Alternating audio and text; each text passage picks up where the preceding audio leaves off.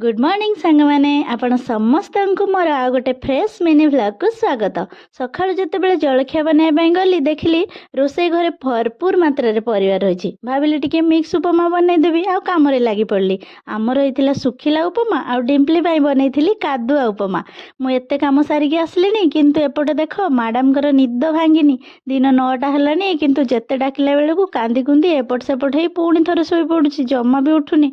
तापरे ताकू उठेई तार सबु नित्यकर्म सारी ताकू रेडी करदेली। या भितर स्वामी भी टिके उपमा खाई देकी बाहरी गले ड्यूटी। आउ मोर ड्यूटी होची छुआ को गुडे गुडे के खुआइबा। एई कामटा भारी कष्ट सांग माने। ताकू खुआई सारला परे बसी गले टिके पाठ पढ़ेया पई। आ पढ़ु पढ़ु मैडम फल रे कोकोनट देखिकी कहले मु कोकोनट खाइबी।